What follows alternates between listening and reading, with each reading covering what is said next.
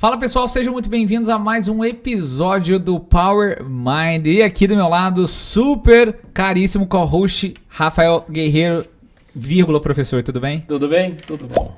Tudo jóia. Pessoal, e hoje nós temos aqui do nosso lado, aliás, à nossa frente, um cara que eu vou falar pra vocês. Vai ter muita coisa pra trazer pra nós, não só de tecnologia, mas de agro, de empreendedorismo, de vendas de negócio, enfim. É ele, Gustavo Alves, CEO da Nagro. Seja muito bem-vindo. Muito obrigado, pessoal. Prazer estar aqui. Seja bem-vindo à Universidade Federal de Uberlândia. Bem-vindo de volta. Bem-vindo de volta. Bem-vindo de volta, inclusive, Rafael. Vamos puxar esse assunto aí, porque bem-vindo de volta. Lembrando que a gente está aqui na TVU, na TV Universitária da Universidade Federal de Uberlândia. E fiquei sabendo que o Gustavo já estudou aqui. Isso. Conta um pouquinho para nós, Gustavo, para a gente começar essa conversa. A sua trajetória de vida profissional, de uma forma mais objetiva, mas que as pessoas possam perceber o quão ela é relevante e próxima da realidade de muitos daqueles que nos ouvem e nos veem. Não, legal. Como você bem antecipou aí, né? Eu sou egresso da UFO, né? No caso. Eu sou de uma cidade aqui próxima de mais ou menos 200 quilômetros aqui de Uberlândia, que chama Guarda-Mó. Fiquei lá até meus 14 anos e depois saí para estudar, né? Cidade muito pequena. E sempre tive aquela ideação de vir para uma federal, né? Porque era dali que ia abrir os horizontes e tudo. Então, mirei muito era o UNB ou a Federal de Uberlândia, que estava mais nas proximidades ali da cidade que eu morava. Acabei vindo para Uberlândia, muito influenciado pela minha namorada, que hoje é minha atual esposa, né? Que era daqui da cidade. E entrei na agronomia aqui, para cursar o curso de agronomia, por ter meu pai, meu avô, são todos produtores rurais, atuam no agronegócio, com negócios dentro do agro, né? Que ano que você entrou aqui na agronomia? 2010. Isso. Estava com 20 anos, 19 para 20 anos ali. Certo. E, inclusive, tinha algumas matérias aqui no campus Santa Mônica, aqui do lado, as matérias relacionadas à engenharia, cálculo, era tudo aqui no... Sim. Esqueci o número do bloco, mas...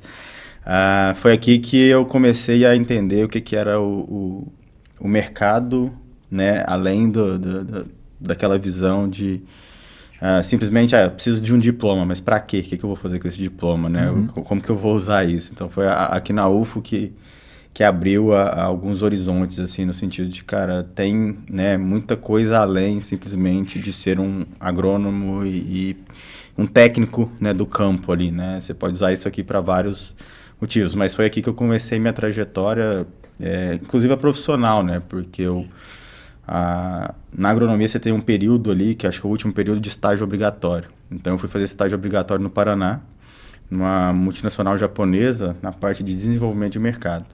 E isso já conecta até um pouco com a história que a gente vai contar aqui do negócio da Nagro, né? Mas ali eu fui atender pequenos e médios produtores no Paraná, que tem a característica de ter mais produtores cooperados, né? Que se juntam ali em cooperativas de produtores rurais para potencializar o negócio deles.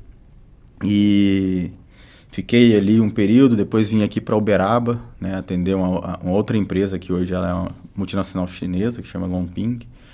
Mas nesse período ali, que foi mais ou menos 2 anos, eu me graduei em 2014 aqui.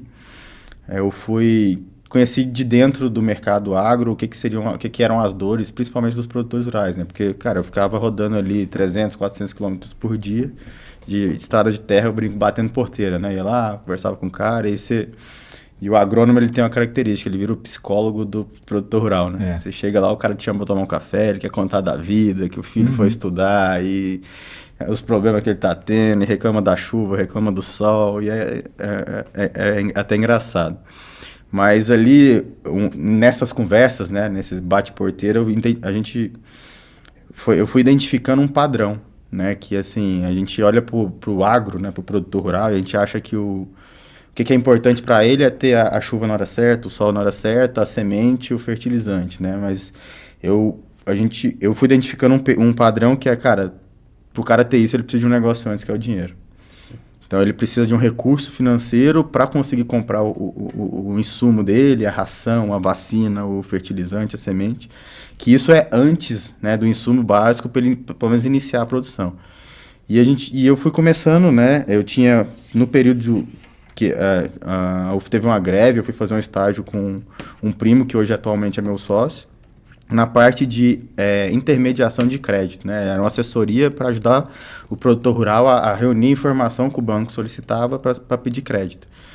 E eu meio que fui conectando essas duas pontas. Foi, cara, o Léo, né, ele ajudava o pessoal lá a reunir documentação e tal, e era um processo muito demorado, era coisa assim, de 2, 3 meses, levando documento no banco, esperando o banco aprovar o cadastro, depois aprovar o projeto técnico, que tinha que ter ali a assinatura de um responsável técnico daquele projeto, né, tudo, para poder liberar esse capital. E eu olhava aquilo ali e falava, cara, essa conta não fecha, tem um negócio aqui que demora muito, que é burocrático, que é moroso, que é esse processo de acesso ao crédito. Que é uma dificuldade para quem está pleiteando. Exato, assim. E não assim, tem expertise para fazer isso. E eu conversando com o produtor e vendo ali que, cara, assim, de 10 produtores que eu falava, 8 precisava de crédito de terceiro, né? Não conseguia rodar simplesmente com o caixa próprio que ele tinha. Mas, Gustavo, quando você escolheu agronomia aqui na UFO, você estava em dúvida entre duas faculdades ou desde o início era isso mesmo que você queria? Era agronomia na UFO? Como é que foi esse pensamento seu? Esse é um evento interessante na minha vida, assim. Eu sempre quis alguma área correlacionada ao agro. Porque, cara, a cidade que eu morava, né, ela vivia de agro. Era soja, boi, leite. Verdade. Ali. Então, eu olhava para os caras que tinham dinheiro, né, que estavam bem-sucedidos, eu falava, cara, ou o cara saiu daqui, foi fazer medicina, advocacia, engenharia em outra cidade, voltou e abriu um empreendimento aqui, ou o cara é produtor rural. Então eu falei, das duas, eu tenho que virar produtor rural, eu tenho que sair para estudar. Então... E na sua família tinha alguém que era produtor rural, assim, que você tinha proximidade? Sim, meu pai ele foi produtor rural, depois acabou quebrando, depois voltou para atividade depois de um tempo, ele empreendeu também nesse meio do caminho, mas a minha família toda, assim, desde bisavô, tem uma relação com o agro, direto. Assim.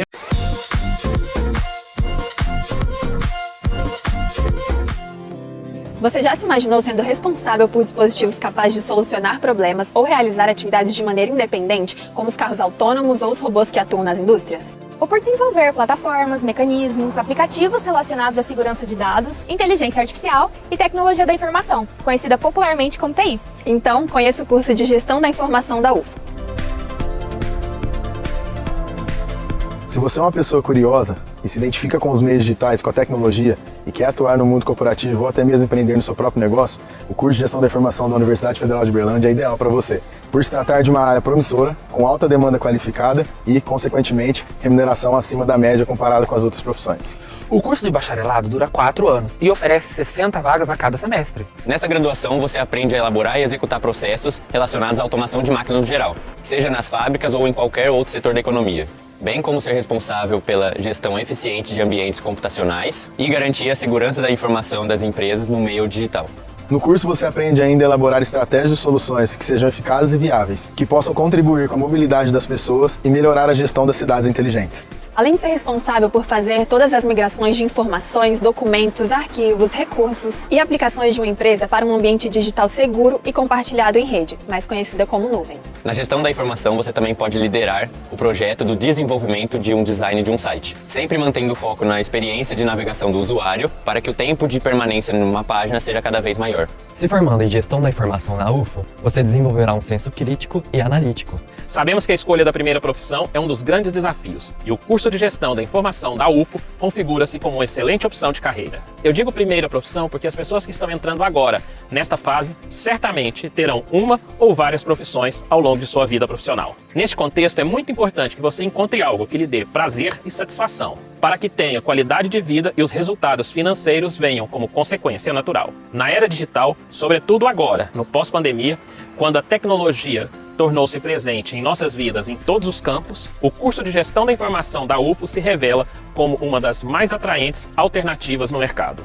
No curso de Gestão da Informação, você vai aprender a fazer a investigação de dados, dispositivos e sistemas operacionais, com o objetivo de mapear possíveis evidências relacionadas a crimes cibernéticos, o que facilita a identificação de autores ou dos responsáveis. E até mesmo atuar como um hacker ético, ou seja, profissional que tem a complexa missão de usar os seus conhecimentos com o objetivo de proteger a segurança das informações, otimizando a tecnologia de uma empresa, evitando violações de sigilos. diversas reportagens apontaram as 15 profissões mais promissoras do futuro, sendo que 13 delas estão relacionadas com a gestão da informação, o que confirma o amplo leque de oportunidades de atuação. Em outras palavras, isso significa que, dentre as diversas opções, certamente você encontrará aquela com maior afinidade. Como profissional da gestão da informação, você poderá trabalhar com a coleta, organização, análise e gestão de um volume de dados enorme para transformar em informações para a tomada de decisão. O curso de gestão da informação da UFO me preparou para o mercado de trabalho, formando um profissional multidisciplinar. Então hoje, pela gestão da informação, a gente consegue ver várias áreas, né?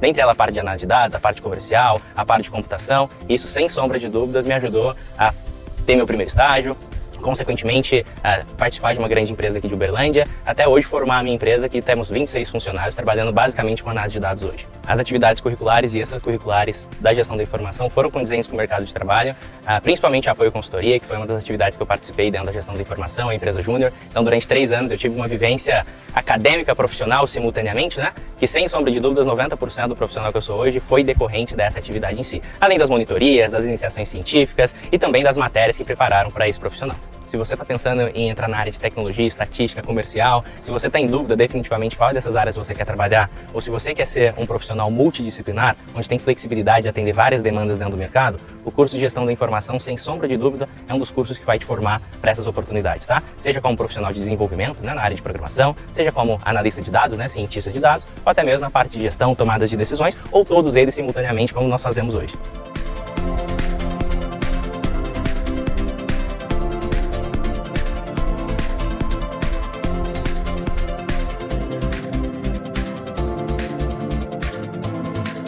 Segundo os dados do MEC, atualmente no Brasil existem 5 instituições de ensino superior que oferecem o curso de gestão da informação. E o único que tem a nota máxima e a característica de combinar a gestão de negócios com a tecnologia da informação é o da UFO. Então já sabe o que fazer, né? Vem pra gestão da informação! Vem pra UFO! E essa percepção que você teve no início da dificuldade do produtor rural em até mesmo organizar a documentação, etc., da morosidade do processo, isso aí foi um embrião para a Nagro? Com certeza, né? Fechando a ponta aqui, né? Então, quando eu vi que tinha esse processo mais moroso e todo mundo, na sua grande maioria, utilizava o crédito, eu falei, cara, para um negócio que ele depende de clima, que é um fator que não está dentro do controle, né? A gente brinca, uma fábrica a céu aberto, né? É um risco muito grande você não ter um crédito na hora que você precisa. Então, eu falei, cara, tem aqui uma simetria, né, entre a necessidade e a entrega desse recurso que é primário, né, em relação ao empreendimento do produtor rural. Então, foi ali que a gente começou a identificar que, cara, precisava ter um processo mais rápido, mais fluido, e o produtor rural, esse cara, ele é muito bom para produzir. Ele não é bom para lidar com burocracia, para ter uma governança ali e tudo. Porque o produtor rural brasileiro ele tem uma característica que ele veio, cara, ele foi herdando a terra e tudo. Então ele foi passando a produção, né, o fator de produção ali, o dia a dia, a lida no campo, foi passando, ele foi herdando isso. Mas antigamente a fazenda era um meio de sobrevivência, não era um negócio. Hoje, por que a gente fala agora agronegócio? É porque, de fato, é um negócio. Se ele não se profissionalizou, ou ele está saindo da atividade aos poucos, ou ele vai ser comprado, ele não vai. Mas você sabe uma dificuldade em relação a isso, Gustavo? E talvez, não sei se você vê esse ponto, né? Quando eu vejo várias classes, né? Vou trazer aqui, apesar que eu não gosto desses termos coletivistas, mas várias classes, e, por exemplo, os produtores rurais é uma delas. O que eu percebo é que em várias classes de produção do mercado dos negócios, eles estão buscando já faz um tempo, o tempo todo, criar formas de entregar algo mais moderno, mais tecnológico, mais pronto. Enquanto que eu percebo é que o agro ele ainda está correndo atrás de benefício para poder exportar commodity do mesmo jeito que estava fazendo há 20 anos atrás. Você tem essa percepção? Cara, eu tenho essa percepção e assim... Quando a gente opera, na história da Nagro, a gente teve um período que a gente operou como uma consultoria / assessoria e depois a gente começou a trazer tecnologia como meio de resolver essas assimetrias que a gente entendia ali dentro do processo de crédito, da estruturação, da própria informação, para levar um crédito com menos risco, com menos burocracia e com uma maior agilidade. Mas, de fato, né, o Brasil era um país, ele historicamente é um país continental, né, e assim, você tem uma evolução nas áreas litorâneas do que foi feita a colonização. Mas, em resumo, a gente tinha muitas áreas com potencial produtivo que não era explorado. Então, a gente precisou, em um determinado período de tempo, de um incentivo, de um subsídio para que, cara, fizesse sentido o cara de se deslocar de áreas que estavam produzindo há décadas, né, há centenas de anos, para ir para uma área de fronteira e trabalhar aquela área ali que inicialmente ela não traria uma rentabilidade tão interessante, não tinha uma infraestrutura de escoamento, de produção e tudo. Então, se fez sentido para desenvolver essa parte do país, esse subsídio, o que já não é uma realidade hoje. Né? Hoje, o que deveria ter subsídio? Cara, infraestrutura de porto, né? Facilitar o cara tirar essa produção. A produção em si, o Brasil já tem um nível de sofisticação, de tecnologia, de desenvolvimento suficiente dentro da porteira para não necessitar, né, de subsídios para manutenção desse negócio. Agora, onde que a gente perde em competitividade comparado a outros players internacionais na produção, né? Falando de commodities, basicamente. É infraestrutura, é porto, é estrada, é trem, é hidrovia. Isso a gente não tem. Então, o Tarcísio falava muito. Exatamente. E qual é o modelo de negócio que vocês hoje estão trabalhando? Isso. Então, a Nagro, basicamente, só para explicar qual modelo que a Nagro atua hoje, a gente identificou duas assimetrias. Primeiro, entre o descasamento da necessidade com a liberação do capital, e segundo, a assimetria de informação entre o produtor e a cadeia de financiamento. Então, por que demorava? Porque o banco ali, o financiador, não conseguia enxergar com clareza qual que era o tipo de risco daquele produtor. Então, a Nagro ela começou operando, reunindo informações para no limite, tirar essa simetria de informação de dentro da porteira para o financiador conseguir de fato enxergar o risco ali. Então a gente foi consolidando informações, a gente criou um cadastro digital do produtor rural para levar esse produtor rural a instituições financeiras no Brasil inteiro, independente de geografia. E a gente foi fazendo isso por 2 anos. E nesses 2 anos, o que a gente entendeu? Que o produtor ele toma crédito no banco, ele toma crédito na cadeia de suprimentos, só que esse crédito ainda não era suficiente. Ainda faltava ali um percentual a ser atendido, e foi quando a Nagro criou a vertical de crédito, a vertical de fintech que a gente fala. Né? A gente brinca, é um mini banco ali também para atender especificamente esse complemento do crédito de uma forma digital e mais rápida. Então hoje a gente tem uma vertical de software de análise de risco de crédito, que é para facilitar esse intercâmbio de informação e essa visão de risco global daquela operação, daquele produtor rural, que é o AgRisk. Então, hoje, né, nessa vertical do AgRisk, a Nagro serve não só a própria Nagro nas operações de crédito, mas toda uma cadeia de suprimentos, empresas multinacionais, distribuição, bancos, cooperativas, né, que atuam dentro do agronegócio, já vendendo ou financiando esses produtores de alguma forma. E essa tecnologia ela foi desenvolvida para a Nagro, mas a gente vende ela para a cadeia de suprimentos. E a gente utiliza essa mesma tecnologia para dar crédito para esses produtores rurais. Né? então é a vertical a gente fala de fintech / crédito direto, né? Ou seja, produtores rurais de todo o país, eles são financiados pela Nagro também, né? Utilizando essa tecnologia. Então, mas vocês começaram apenas ligando, né? Produtores a banco. Exato. Né? Quando a gente identificou, né, que tinha essa simetria de informação, a gente começou a consolidar essas informações. E o que a gente fez? O produtor ele era limitado à geografia dele, ou seja, se eu tinha uma fazenda no norte do Goiás, ele ia buscar as cidades mais próximas ali a essa fazenda, e ele ia lá, se tinha um Banco do Brasil, se tinha um Bradesco, se tinha um Sicoob, e era aqueles players ali que iam fornecer crédito para ele. O que a gente fez? A gente começou a pegar essa informação de uma forma digital, um banco de dados públicos, uma imagem de satélite. Legal. Foi consolidando essas informações e criando uma camada de inteligência em cima dessas informações. Massa. E começou a conectar esse cara no Banco da Faria Lima, lá de São Paulo, um banco em Belo Horizonte. Hoje vocês têm quantos parceiros de negócio para ofertar crédito? Hoje a Nagro atuou dessa forma entre 2018 até 2020. A partir de 2020, todo o crédito que é trabalhado pela Nagro são de fundos que a Nagro capta no mercado financeiro. Então hoje a gente não intermedia mais em operações. O que a gente faz? A gente tem algumas... Naquela época você chegou a ter quantos bancos? Naquela época a gente tinha 12, 13 parceiros. Quem não é aquilo que você falou. Quem não é do ramo, quando ouve falar em crédito rural, já faz muitas vezes aquela associação, Plano Safra, Banco do Brasil. Exato. E não é só Não. Banco do O Banco do Brasil. Brasil é um dos repassadores, É. né, do crédito. Apesar de ser o maior, né, e o mais conhecido, você tem, acho que no mínimo aí uns 20 bancos que fazem repasse do Plano Então Safra. você tinha praticamente 60% Isso. desses fornecedores na sua O carteira. que a gente fazia, né? O produtor ele se cadastrava na Nagro, a gente consolidava as informações e pelo perfil dele, a gente fazia um filtro para quais os players que ele conseguiria ter uma taxa de aprovação maior. Olhava a garantia, olhava o risco de crédito dele, né, cara, ó, acho que a Caixa é o melhor, a Caixa e o Sicoob hoje tá pela sua demanda e pelo seu perfil, vão te atender melhor. Então a gente fazia esse trabalho até 2020. A partir de 2020, a gente criou essa vertical de fintech, então toda operação que é originada para a Nagro, a gente faz via nossos fundos, né? Então, muda um pouco, porque antes a gente atuava muito com Plano Safra, recurso obrigatório e subsidiado. Como a gente bem falou aqui, eu já não acreditava tanto que o subsídio conseguiria atender a demanda crescente do agronegócio, porque, pegando assim, quando a Nagro começou a trazer tecnologia para melhorar o processo, a gente está falando de 2017. Em 2017, a gente falava de uma demanda que o agro girava em torno de 400 a 500 bilhões de reais por ano. Isso o Plano Safra já atendia em torno de 50%, 60%, né? 300 milhões ali, mais ou menos. 250, 300 milhões. Bilhões, desculpa.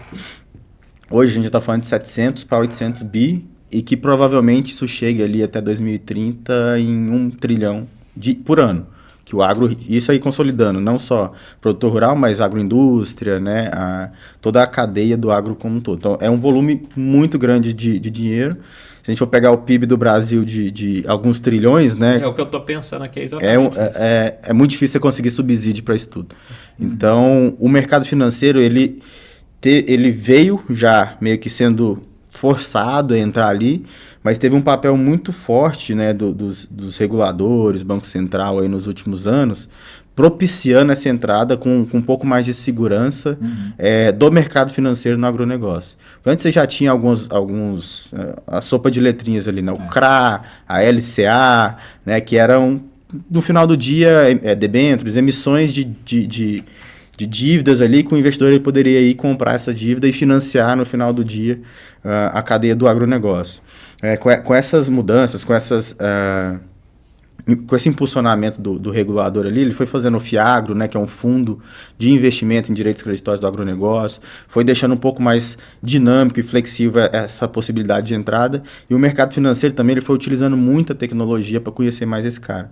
Porque o que era a dificuldade dele? Era como que eu chego no cara que está lá no Acre, no cara que está lá no Mato Grosso, no cara que está lá em Rondônia. Mas quando você decidiu começar com fundo próprio, né? Isso. Qual foi o cara que você chamou? Você falou assim, cara, eu para começar a fazer essa máquina rodar, eu vou precisar contar com quem? Ou já era uma pessoa que você já tinha contato? Como é que foi essa decisão? Porque foi uma puta virada de chave, você tinha que quase que dobrar a sua tecnologia no sentido de, né, para conseguir atender esse novo produto, né?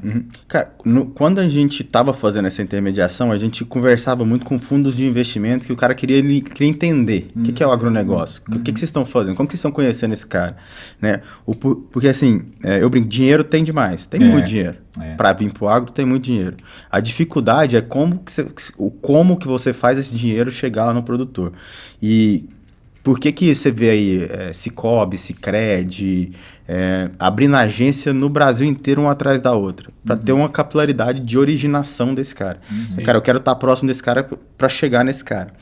O cara que tem um fundo lá na Faria Lima, em São Paulo, lá no Leblon, no Rio de Janeiro, cara, para ele ir para o Mato Grosso, é uma energia, um esforço e um investimento muito grande. Então, se ele vai fazer isso, o que ele vai fazer? Cara, eu vou no cara que vai precisar de 50 milhões de reais, 100 milhões de reais, porque o custo operacional de eu fazer isso tudo precisa pagar a conta. Não dá para eu pegar o cara que tira leite de 200 vacas e 100 vacas e pegar o avião e ir lá visitar ele, fazer uma operação de 1 milhão, 2 milhões de reais para esse cara que não vai fechar a conta aqui no final do dia. Então, a dificuldade era a originação. A gente já foi aprendendo a fazer essa originação utilizando tecnologia de forma digital e trazendo dados para basear essa tomada de decisão. Então, a gente fez, nesse período de intermediação, a gente falou, cara, a gente já sabe originar e avaliar o risco desse cara. A gente já sabe que tem aqui uma demanda que não está sendo atendida, nesses 10, 20% aqui, que o cara utiliza muito para despesa mais rápida, tudo, que não era o maior cheque. E conversando com esses fundos, a gente falou, cara, esses caras têm dinheiro e têm dificuldade de originação. Então, vamos atrás desses caras e ver qual que é o tipo de instrumento que a gente precisa colocar de pé para esses caras comprarem, investirem nesse segmento do mercado. E a gente sempre viu que a maior dificuldade não é o grande produtor. O grande produtor, ele tem uma assessoria, ele tem uma contabilidade, ele tem um escritório de advocacia, ele já tem um nível de governança e sofisticação de informação muito relevante. Tem produtores que têm balanço auditado por grandes auditorias. O pequeno e o médio é o cara que pegava o carro, botava a pasta de documento debaixo do braço, ia no cartório e andava 200 km para levar o e é o que tem mais dificuldade de conseguir o crédito. Exatamente. É igual o pequeno e médio empresário. Exatamente. Né? Então a gente falou, cara, eu sei que tem esse que a gente passou por um processo de aceleração patrocinado pela Visa e tinha um mentor lá que ele falava assim, cara, você tem que resolver primeiro o problema do cara que ele vai te abraçar e chorar no seu ombro quando você resolver. Porque a dor dele é tão latente que ele vai te amar pro resto da sua vida porque você resolveu aquele problema. Primeiro e foi isso. Sociais, é o pequeno e médio produtor, é o cara que tem que andar muito lá, o cara que tem...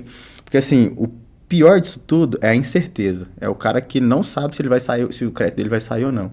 E pra que a gente pegou e começou a utilizar a tecnologia? Eu preciso falar o não ou sim mais rápido possível para esse cara, porque eu tiro essa incerteza da mesa. Então a gente foi montando um motor ali, utilizando essas informações para, cara, se esse cara bateu aqui, em 5 minutos ele precisa saber se ele vai seguir se ele vai seguir na análise ou se ele está sendo negado e o porquê que ele está sendo negado. Porque aí ele tem a chance de melhorar esse ponto e voltar. Mas foi aí que a gente foi criando, saindo dessa parte de intermediação, criando a vertical de fintech. O primeiro cara, te respondendo que a gente chamou, foi um investidor nosso que ele tinha... ele estava baseado em São Paulo e conhecia bastante essas casas que tinham fundos de direitos creditórios, né, que é o FDIC. Aí a gente foi sentar com esse cara e falar, cara, me explica o que é um FDIC, como que estrutura isso, qual que é o passo a passo para começar a fazer isso. E foi tudo um aprendizado, né? Eu brinco, foi um agrônomo aprendendo como é que funcionava o mercado financeiro para resolver essa dor. É como se você tivesse saído de um negócio de marketplace para um negócio de trade, né? Exato, exatamente. E só uma curiosidade, o produtor, quando ele acessa a sua plataforma e faz a simulação, e aí ele sabe se foi aprovado ou se não foi aprovado, ele paga alguma coisa por isso ou a rentabilidade do negócio se dá só quando ele fecha? Hoje, assim, isso foi até um aprendizado da evolução do negócio, né? Porque como a gente estava ofertando crédito digitalmente, e o crédito é um negócio assim, que o cliente primeiro ele precisa confiar em você, para depois você confiar nele.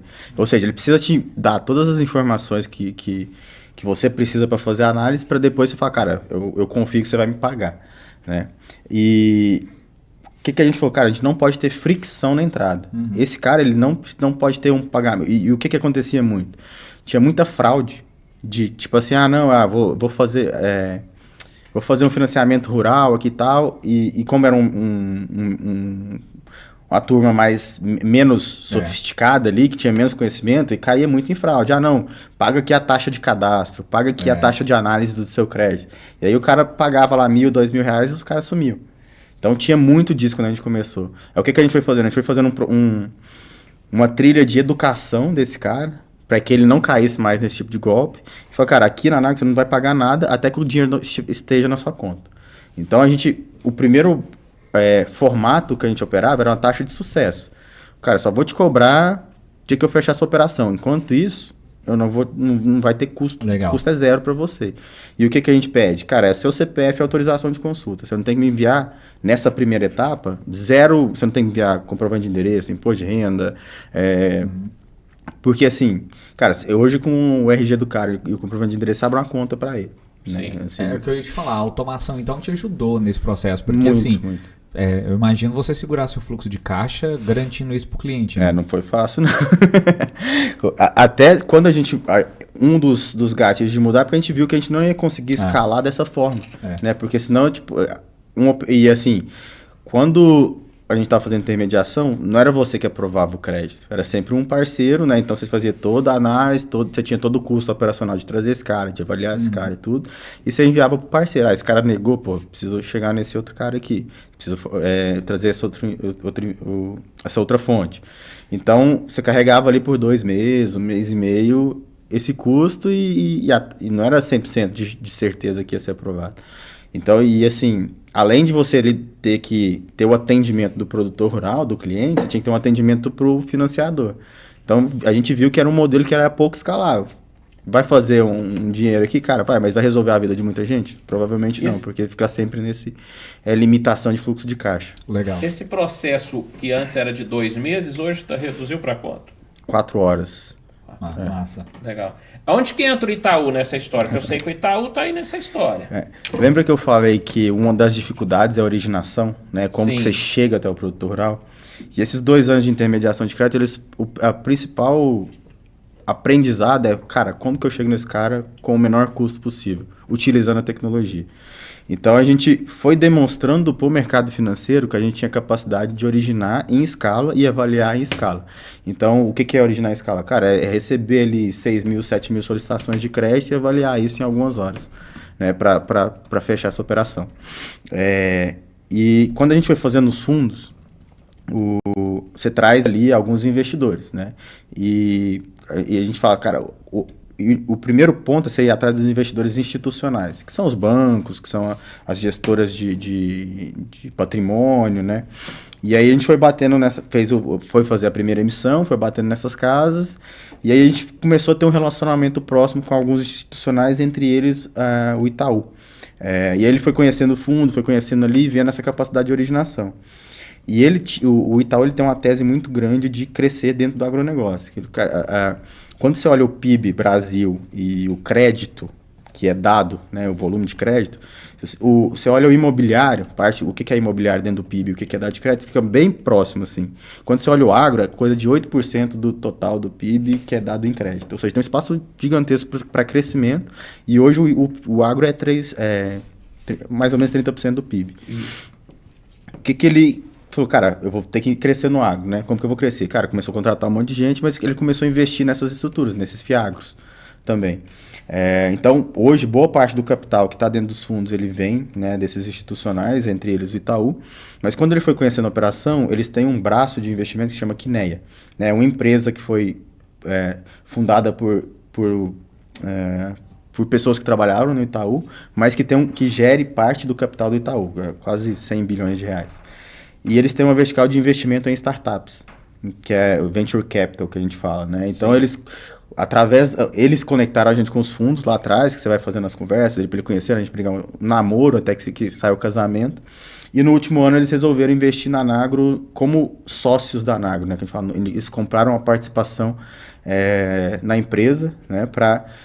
E injetaram dinheiro no caixa para fazer esse crescimento. Mas por que eles fizeram isso, né? Porque viram que a gente tinha criado um negócio que é único, né? Que é essa capacidade de originação via o digital, com um custo baixo em escala, e avaliar isso. Então, o que é mais barato? Eu abrir agência em todas as cidades do Brasil para atrair esse produtor rural, ou investir numa empresa que já tem, né, essa capacidade de originar esse cara e fazer todo esse processo de forma digital? Então foi isso aí que entra o Itaú. Então ele acelera o nosso crescimento, né, nossa expansão no mercado. Então a Nagro ela começa a abrir outras frentes também, expandir em outros tipos de crédito, outras linhas, né? A gente está olhando agora, a Nagro começou muito como capital de giro, né, fornecendo capital de giro para o produtor rural. A gente já está olhando algumas linhas de longo prazo, 5, 6 anos, né, para ir mais no sentido de investimento também, para ajudar esse cara não só a girar a roda, mas também a deixar a operação dele mais preparada, né, para o crescimento, expandir. Mudar o perfil de dívida, né? Exatamente. Agora, nessa decisão agora que vocês tomam, né, de criar novos produtos, soluções, o Itaú, de alguma forma, ele participa como se fosse um parte do conselho ou parte do operação? Como é que é isso hoje? Isso, cara, foi na trilha de investimento da startup, né, da empresa nascendo ali, você tem alguns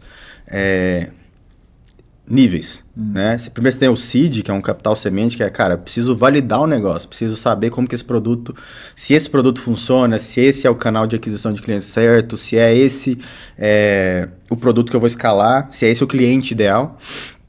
Então a gente fez essa rodada seed com alguns investidores, depois você vem o Série A, né? Que foi aonde que nem entrou. O que é o Série A? O Série A, cara, eu já sei que eu vou atender o produtor rural, pequeno e médio, eu já sei que o produto é o crédito e o software para avaliar o risco de crédito, o canal de aquisição é o digital, então agora esse dinheiro vai vir para escalar a operação, né? E quando entra, principalmente um investidor institucional aqui, um investidor grande, ele traz também um certo nível de governança para a empresa. Então, desde a criação do board, né, que cara, beleza, quanto a todos os 3 fundadores ali, a decisão é tomada na mesa aqui e é executada no minuto seguinte, né? O negócio, ele gira mais rápido. O board, ele é para quê? Cara, decisões que são importantes, que são relevantes, que mudam a estratégia do negócio, que mudam o dia a dia, né? Você faz esse comitê ali, essa reunião para tratar desses assuntos estratégicos. Então, no Série A, a gente implementou esse board e alguns comitês estratégicos. Então, a gente tem comitês de pessoas, de finanças, de crédito, que aí você convida alguns consultores independentes e fala, por exemplo, a gente tem o cara que era ex-CFO do Banco Neon, né, aquele cartãozinho azul para pessoa física, que ele está no nosso comitê de finanças, a gente reúne com ele e fala, cara, a gente está com essa estratégia aqui, está com esse problema, tal. Ele vai dar algumas dicas, a gente fez desse jeito, consigo te ajudar para resolver desse jeito. A gente tem um cara no comitê de crédito que era ele foi o número 1 do agro até 2016 dentro do Banco Itaú. Então, toda a estratégia de alocação dentro do crédito, quais as carteiras, quais as culturas, como que está o termômetro do mercado, de risco, de inadimplência, tudo, esse cara ele ajuda a gente nessa visão. Então, isso deixou a Anagro de uma forma muito mais preparada, robusta, estruturada para crescer. Né? E aí tudo isso vem, né, junto com o investimento. O investimento, assim, de novo, eu brinco, dinheiro pelo dinheiro, cara. Às vezes você tem que tomar muito cuidado, porque às vezes vai vir alguém junto com o dinheiro ali que você não vai gostar muito. E quando vem o tal do smart money de verdade, que é um cara que ele, além do capital, ajudar você a investir, ele te traz conhecimento, ele te traz conexão, ele ajuda também a gerir o negócio e não atrapalha, que é o mais importante. Isso. Você destrava muito valor e muito crescimento de uma forma muito rápida, muito acelerada. E não tinha ninguém operando desse tipo que vocês operam? Cara, hoje já tem competidores que estão replicando esse modelo. Quando a Anagro começou, não tinha. Assim, hoje a gente tem alguns concorrentes já. Né? A gente tem concorrente principalmente, acabei não falando, mas a vertical de software, né, do AgRisk ali, que é onde a gente serve a cadeia de suprimentos com tecnologia pro crédito também. Tem alguns competidores que começaram a surgir nos últimos 2, 3 anos aí. E as fintechs de crédito no agronegócio, teve uma onda aí de várias fintechs vindo.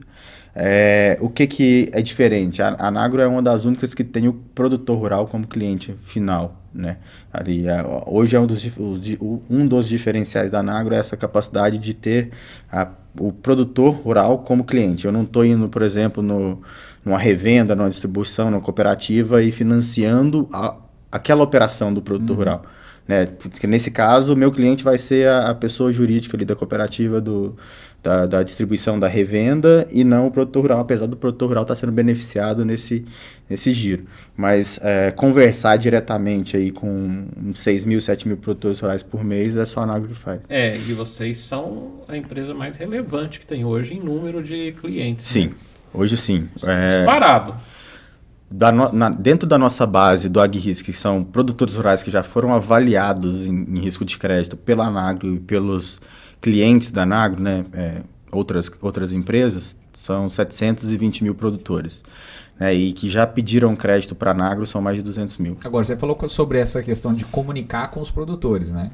Isso. Mas como é que hoje é formada a equipe, né, da Anagro? Porque assim, o que eu fico pensando hoje você está atuando numa área fortemente financeira e tecnológica, só que ainda tendo o mesmo público-alvo, que é o produtor, o pequeno e médio produtor. Como é que é hoje assim, essa divisão da equipe de vocês? Até quando vocês mantêm pessoa de base no atendimento com características mais da área da agronomia do que da área das finanças? Como é que você construiu essa equipe para esse desafio? Hoje, a nossa equipe é bem diversa exatamente por esse ponto. Né? A gente tem meio que o triângulo tecnologia, agronegócio e finanças. Legal. E a gente se divide mais ou menos assim, a nossa equipe de tecnologia deve ser em torno de 30% do nosso time, ali, em torno das 30 pessoas. Aí você tem, né, produto e engenharia, né, e são algumas áreas correlatas ali.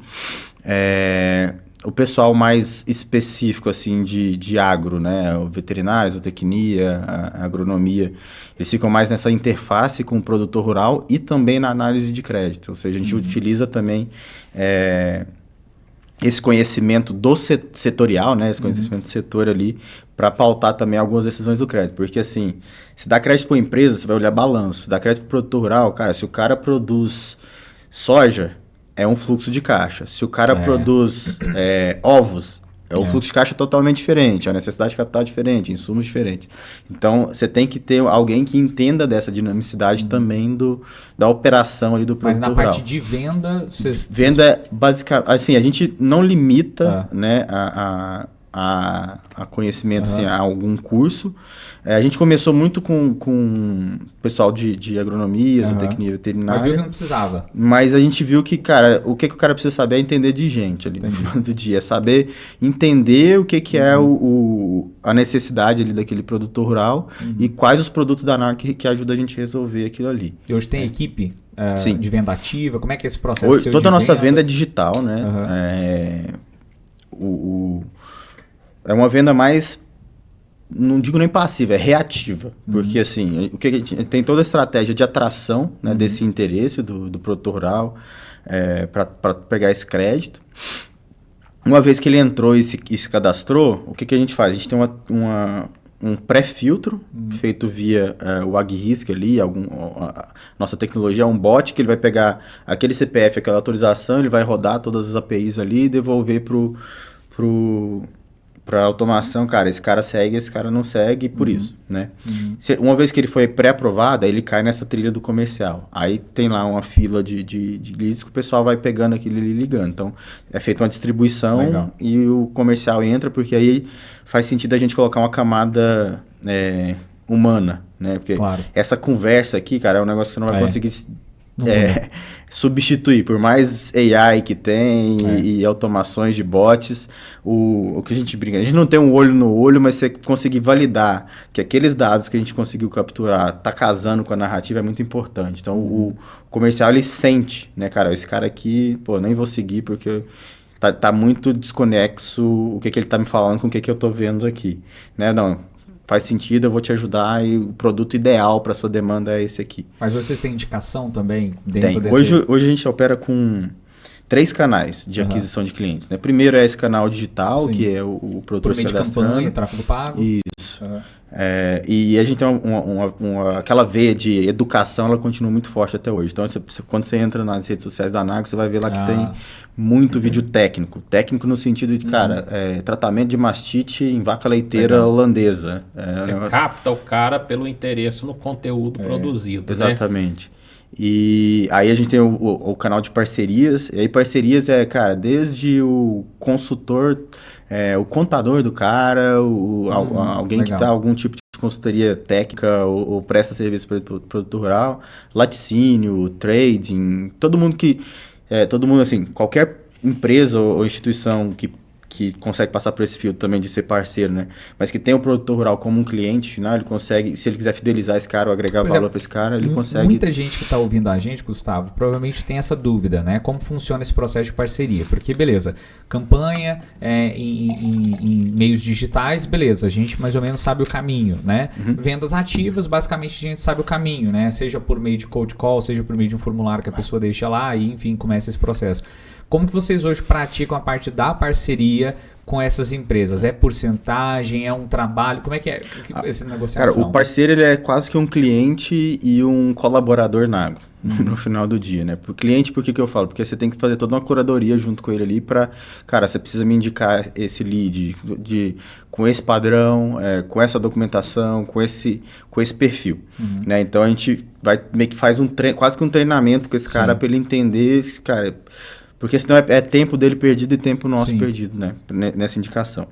Uma vez que a gente estabeleceu isso, a gente tem um CRM que esse cara tem um link direcionado e ele vai cadastrando esses produtores que ele quer indicar e ele consegue acompanhar e ver o status disso, né? Cara, indiquei, sei lá, 50 nomes aqui, 30 passou, 20 não passou e qual estágio que tá.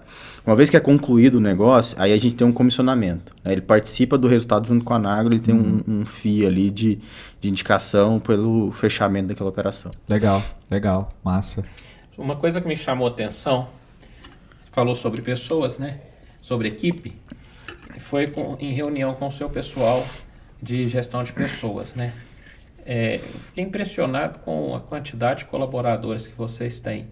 Isso me lembrou muito uma outra empresa que eu tenho um contato bastante próximo, que é uma das maiores empresas nessa área de tecnologia, no segmento dela, que tem não vou citar nomes aqui, por uma questão, não tem autorização, mas ela tem o maior lucro por funcionário no Brasil, por colaborador no Brasil, em virtude do volume de negócios e da quantidade de pessoas que trabalham lá, que na época que eu peguei esse dado, eles estavam em 100 colaboradores, uma empresa muito conhecida. Quantos colaboradores, você pode compartilhar isso? E o mais importante, estou fazendo essa pergunta até para chegar na outra, que é o que me chamou mais atenção ainda. Quantos colaboradores vocês têm e quais são as perspectivas de contratação da Nagro? Hoje a gente tá com 100 colaboradores. Mas parênteses, eu quero conhecer esse cara aí, viu? Você conhece? Que é uma das métricas que a gente acompanha lá, receita por headcount, né, por cabeça ali.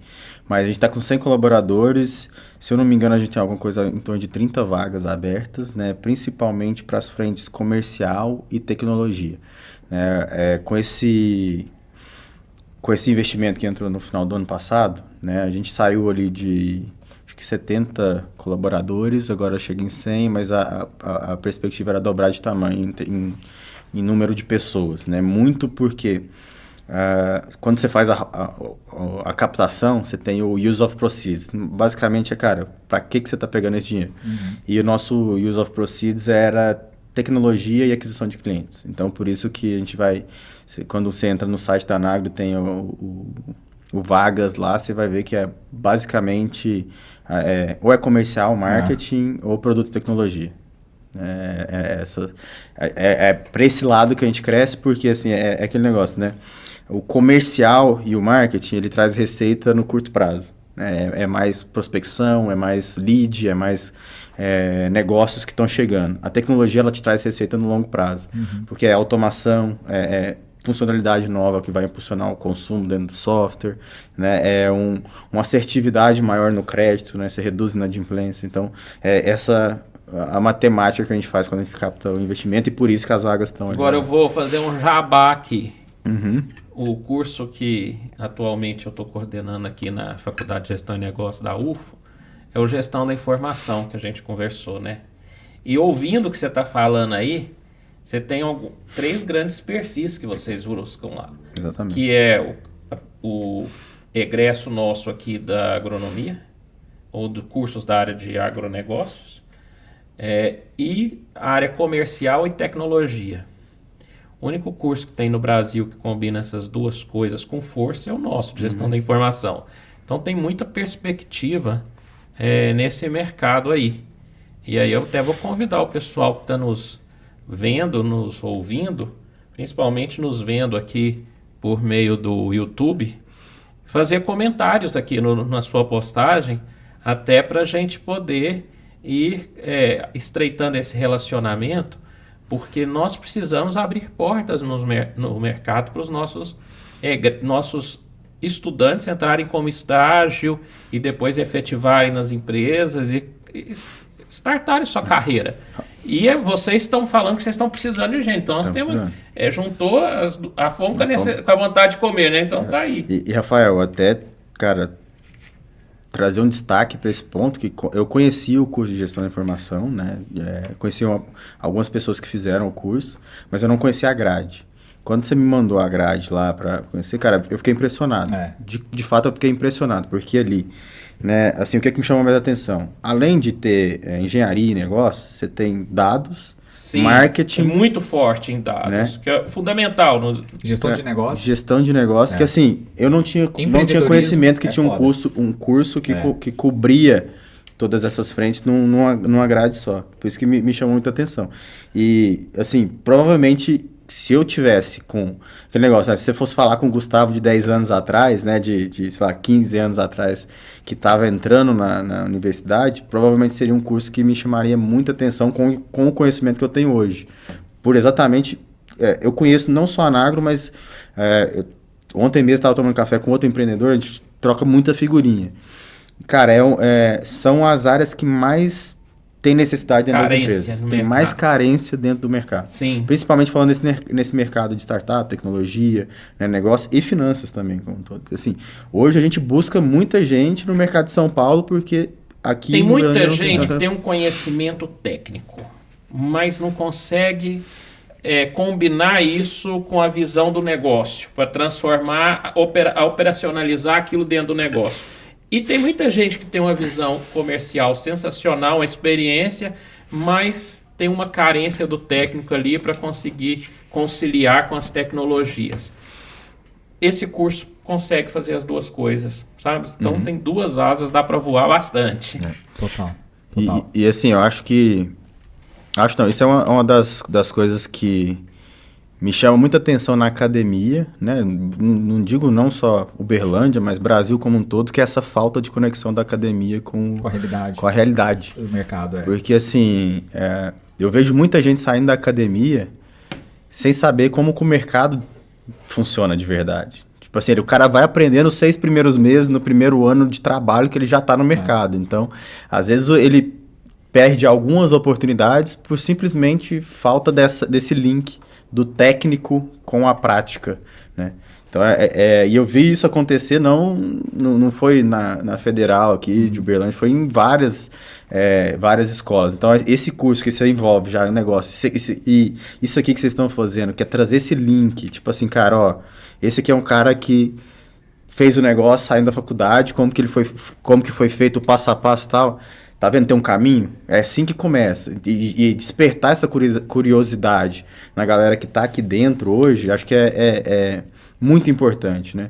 Assim, essa parceria, né, que a gente tá iniciando aqui, eu já falei com o Rafael, a gente tá de portas abertas para cada vez mais ajudar a trazer essa visão do mercado para dentro da academia, porque eu vejo que você forma profissionais melhores e mais preparados para atender essa demanda. Sim, total. Ô Gustavo, tem uma coisa, cara, que me chamou a atenção, e aí eu até anotei aqui para depois a gente conversar, que provavelmente cada coisa que o produtor rural ele vai procurar vocês para fazer o financiamento tem uma certa chance de dar certo ou não, tem um certo volume de dinheiro que ele vai precisar naquele momento. Uma dúvida assim, pergunta de leigo na área do agro. Lavoura branca, geralmente, precisa de mais investimento do que, por exemplo, uma plantação de café na hora que eles vão procurar vocês? Como é que essa... Explica para as pessoas que não sabem o que é lavoura branca. Lavoura branca é soja, milho... grãos, né? Porque tem muita gente que não sabe. E só, assim, contextualizando mais, porque a lavoura branca, geralmente, você tem o solo, né, cru, né? E aí você vem plantando, colocando semente, diferentemente, né, do café, né? Que você já tem a planta, né? E perene, é só colher, ali, né? Isso. Então, como é que é essa questão do volume de investimento para esses... Varia muito, cada né? tipo de assim, por cultura, você tem tipos diferentes de necessidade de capital. Mas diferencia a dificuldade? De acesso, não, tá? Assim, por exemplo, o que muda? O risco daquela cultura. É mais complexo. Isso. Por incrível que pareça, o café, apesar de ter uma planta, uma cultura perene, que você tem aquela planta, aquela lavoura por alguns anos, a volatilidade do preço daquela commodity é muito maior do que a volatilidade da preço. Isso falando preço histórico. Ou seja, é mais fácil o café estar em 1.000 e depois baixar para 600. Mas será que é porque não é muito regionalizado? Não, aí é preço de bolsa, né? É preço de... Não, eu falo, onde estão as crops, né? Que é diferentemente da não soja. sei, talvez sim. Não sei precisar essa resposta, assim, do porquê dessa volatilidade. Tá quantificado? Talvez, assim, acho que é mais fácil ter alguma quebra de safra, pela concentração na produção ali. Soja, você planta soja hoje do Rio Grande do Sul até no Amapá. Ali. Mas eu achava que o risco maior, assim, e aí, consequentemente, talvez a taxa de juros estaria na soja. Então, estaria mais no café? Não necessariamente. Você vai olhar muito mais o risco da cultura na hora de refletir o custo, né, daquela operação do que o risco... vamos falar... o desenvolvimento, né, a manutenção daquela operação, assim. A soja, né, por ser anual ali, você tem um período mais curto de fazer a produção, mas esse período mais curto também é menos tempo que ela está no campo, é menos tempo exposta a intempéries climáticas, né? Agora, a cultura que está implementada o ano todo, ela está também exposta o ano todo ali a ter uma praga, verdade. uma geada, coisas desse tipo. Então, isso também influencia. A soja não pega a época do frio, né? Depende do lugar, mas geralmente é plantado verão ali e tudo. Mas isso impacta, mas o que impacta no final do dia é a informação, assim, é risco de crédito. Risco de crédito é basicamente o risco do produtor, o risco daquela propriedade e o risco daquela produção. Então é meio que esse tripé. Eu posso ter uma cultura super, sei lá, uma soja em área irrigada, numa praça super consolidada que tem vários compradores, mas aquele produtor está alavancado em 3, 4 vezes, né, a capacidade de geração de caixa dele, em endividamento. Então, ou seja, eu prefiro dar crédito para um cara que está com a soja na área que não é irrigada, mas que está com a alavancagem menor. No final do dia é meio que esse equilíbrio que a gente busca na hora de precificar a operação. E uma coisa que é muito diferente do mercado subsidiado para o mercado financeiro, né? Vamos falar capital livre, é essa mensuração do risco e o impacto disso no custo da operação. Porque o que me incomodava muito quando a gente operava só com crédito do subsidiado ali do Plano Safra?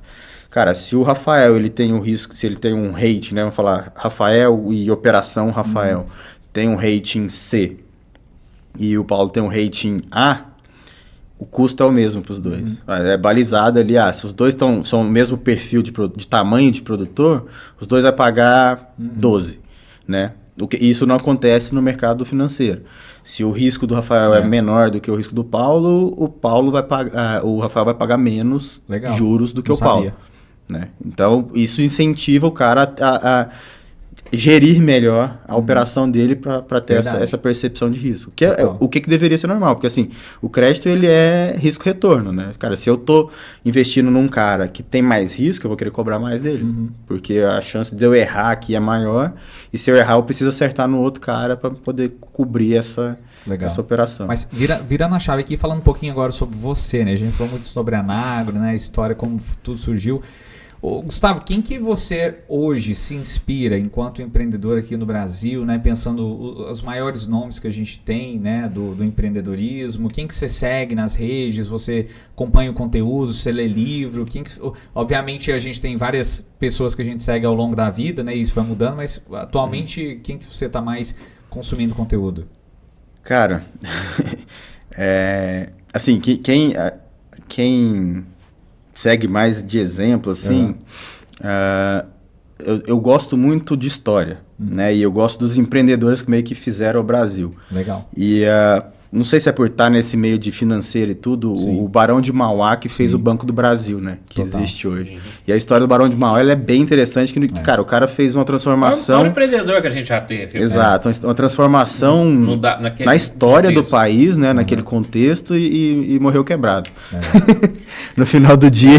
É muito interessante. É muito inspirador, realmente. Então, esse tipo de histórias, assim, dos Rothschild, dos Estados Unidos, os caras que fizeram transformações, assim, eu gosto de estudar. Então, eu leio muito biografia desses caras, o que esses caras fizeram, como que era aquele momento histórico, o que estava acontecendo no mundo, né, geograficamente, historicamente falando. Legal. Então, hoje, assim, eu tento usar o mínimo possível de rede social, porque é um loop infinito de informação. Mas, cara, eu tenho gostado bastante do pessoal do G4, que eles estão trazendo um nível ali de entrega, de conteúdo, que não é um negócio superficial. Que é tipo assim, não, olha aqui, o seu fluxo de caixa tem que... Sua despesa tem que ser menor que a receita. Não é isso. O cara consegue trazer um negócio que é quase uma mentoria, de fato, assim, em vídeos curtos e tudo. Então, eu gosto um pouco deles ali também. Mas, cara, a Abílio Diniz foi uma perda, assim, pra quem tá empreendendo agora, que a história dele também, né? Desde da padaria do pai dele lá, do Pão de Açúcar, até a briga com o Cassino, e depois como que o grupo tava constituído ali. E como que ele consegue passar conhecimento também, era um cara... E assim, eles estão nutrindo as redes dele ainda. Volta e meia eles conseguem soltar uns vídeos ali. Vamos fazer uma baita biografia dele agora. Cara, ali é um cara que vale estudar. ele também, assim, de referência. E livro, cara, acho que, bom, assim, de novo, trazendo um pouco, eu gosto de entender como as coisas funcionam para ver como que eu preciso reagir. Sim. Acho que o livro que mais mexeu na minha cabeça, assim, como um todo, foi o Sapiens, do Harari lá, que ele conta a história da humanidade desde da briga do Homo sapiens com o Homo erectus até a formação da sociedade como existe hoje, né? E ele tem umas continuações ali também. Mas ali mostra como que as sociedades iam se organizando e até eu faço piada disso, que eu falo assim, a humanidade, ela foi domesticada, né? Não foi a gente que domesticou a agricultura ali tudo. Porque, assim, só começou a formar cidade depois que a gente começou a plantar em um lugar só. Porque até então a gente era nômade. Legal. Só que a gente só virou cidade porque você começou a plantar em um lugar só e você tinha o trabalho. Então você não podia se afastar daquela lavoura e você teve que fazer a cidade em volta das lavouras, dos rios. Então, mixando um pouco, né, cara, a organização da sociedade e a agricultura, né, a agronomia me chamou muita atenção. Cara, a base das coisas, como funciona, é maravilhoso, né? E, inclusive tem não sei se você já leu aquele livro Principles, do Ray Dalio. Cara, aquilo lá eu vou te falar, também é outra pérola, né? Não nessa parte de como as ele coisas lançou um novo existem. agora, não sei se você viu, que é meio que assim, é o playbook de você fazer os seus princípios. Não vi. Sério? Bem legal. Que legal. Cara, bem legal. Mas eu gosto dele também, ele tem também uma newsletter que mostra de como que o mundo está se movimentando, como é que os movimentos de ondas ali e tudo. É interessante também, é um puta livro. Agora, qual foi o seu momento mais power, né? A gente chegando aqui no final do nosso episódio, mas qual foi o momento mais power na sua vida? Você falou assim, cara, isso é muito da hora, eu não tô acreditando que eu tô vivendo um momento desse, sabe? Aquele momento que você não tava cabendo dentro de si mesmo.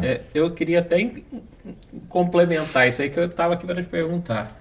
Você imaginava chegar nessa situação que vocês estão hoje? Cara... Isso passou pela sua cabeça? Não da forma que tá, mas assim, por que eu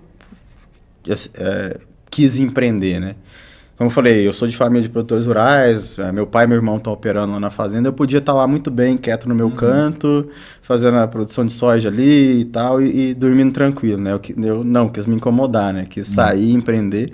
Mas eu sempre vi que, assim, o empreendedorismo como um fator de transformação. Você tem algumas formas de mudar a sua realidade. A política é uma delas, né? Empreendendo é uma delas. E sei lá, fazendo uma ONG e ajudando pessoas é outra delas. Nossa. Mas eu vi o empreendedorismo de uma forma de eu realizar dois desejos, que é causar esse impacto e me realizar profissionalmente também, em termos financeiros e tudo. Então, eu comecei a empreender por isso, né?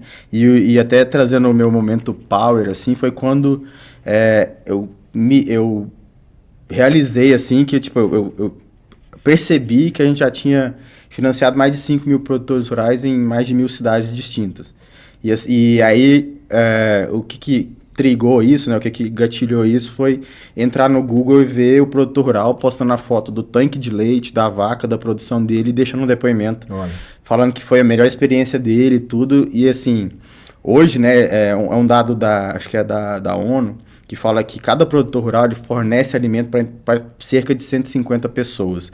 Então eu falei, cara, se a gente financiou 5 mil produtores rurais, esse cara produz alimento para 150 pessoas, olha o impacto que a gente já está causando com o que a gente... E a transformação social, né? Porque você leva crédito, você não está levando crédito para a cidade, você está levando crédito para a zona rural, para áreas longe dos grandes centros urbanos, né? Então você está ajudando a desenvolver aquelas áreas ali e a mudar a vida daquelas pessoas, até acesso à informação, educação, né? Através do negócio, através do empreendedorismo. Então ali foi o momento que eu falei, caramba, nisso eu não esperava chegar, causar impacto tão grande nesse volume de gente. Nossa.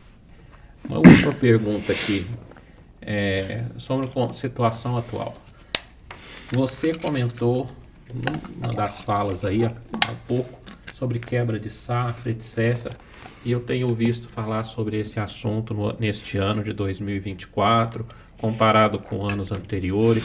Como é que está a percepção de vocês quanto a essa situação? Rafael, o agro, como qualquer setor, ele é cíclico. Né? Você tem anos de alta e anos de baixa. E eu tô, assim, entendo, desde que eu me entendo de gente, né, como se diz minha mãe, ali com 10, 12 anos, eu vi esses ciclos acontecerem dentro de casa. né? Desde ferrugem asiática da soja, crise da Rússia, impeachment da Dilma, tudo isso afetava de alguma forma o setor. E geralmente, né, tem um tio até que ele fala, cara, é 7-7, é 7-7, é 7 para cima, 7 para baixo. Não sei se essa regra é... número cabalístico, 7, né? Não sei se essa regra é verídica, mas assim, a gente está desde 2016, desde 2016, 2017, em anos muito bons para o agro, fechando né? 7 anos. Clima, preço, tudo. E a gente vem desde 2023 já com um desafio maior. Então a gente teve ali guerra na Rússia, que impactou o preço de fertilizante, então os insumos subiram muito. Aí a soja não tinha subido, né? Falando das principais commodities, não tinha acompanhado essa alta. Depois subiu e baixou os insumos, o produtor não tinha feito o casamento disso. Então isso foi carregando assim, e agora a gente teve eventos climáticos, né? Nessa safra 23-24. Principalmente falando de Mato Grosso, ali nas principais regiões produtoras, teve quebra de safra por clima. Então você vê aí, cara, um ano já com margens, né, descasadas entre custo e receita. Aí esse ano agora a gente teve o que teve? Teve evento climático e agora... falando de soja, porque é a principal commodity aqui, mas a soja saiu de R$160 para 120, agora 100. Né, o milho chegou a bater R$90, foi para 70, 60 e agora está falando de 40 e alguma coisa. Olha. Então a margem do produtor, o cara estava fazendo 30% ali nos últimos anos, né, em alguns casos até mais, 25, 30, 35%, caiu para 5, 7%. Então, o que teve, né? O cara que sabe do 777, né, dos ciclos, ele se preparou, falou, cara, nesses 7 anos eu preciso fazer caixa, eu preciso organizar minha operação para quando não tiver tão bom igual tá agora, eu conseguir sobreviver. Mas teve muitos novos entrantes nesse período de alta.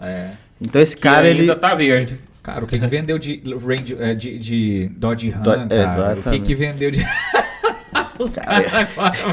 um fato curioso só pra gente fechar aqui. O cara, ele faz conta, né, do preço da Hilux baseado em soja. Ó, na década se em 2000 eu pagava 3 mil sacos de soja na Hilux, eu tô pagando 3 mil sacos de soja na Hilux, hoje tá tudo certo.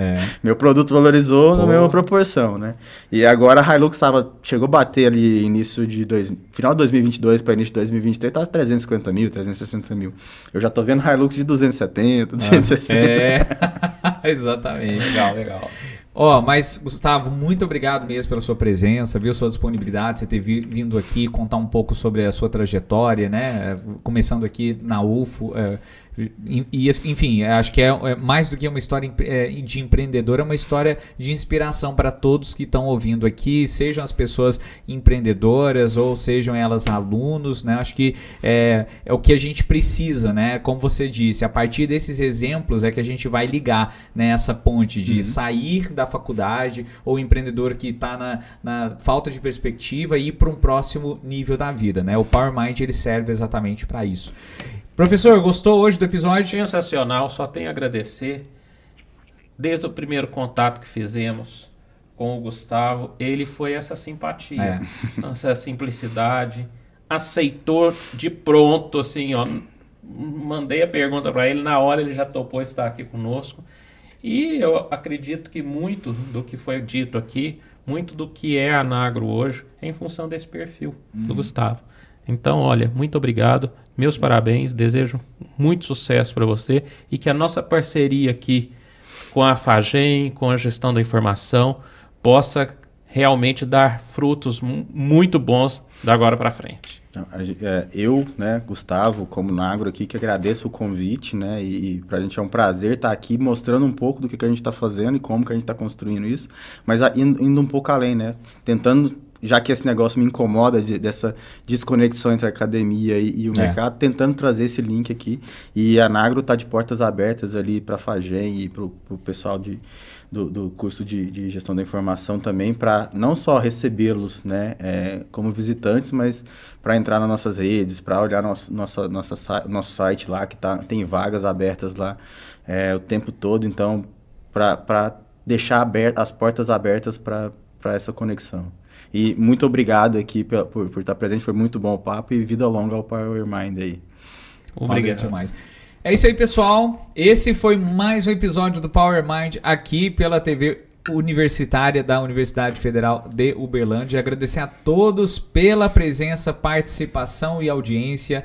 E, obviamente, não esqueça de curtir aqui esse episódio, se inscrever no nosso canal, ativar o sininho. Vai ser muito importante para que nós possamos chegar a cada vez mais pessoas. E, óbvio, compartilhe com os amigos, porque eles também merecem ver esse episódio que você acabou de ver, beleza? Vejo você no nosso próximo episódio. Nosso próximo convidado é... surpresa! Mas semana que vem a gente tá aí. Muito obrigado, um abração pra vocês, bom dia, boa tarde, boa noite e até lá.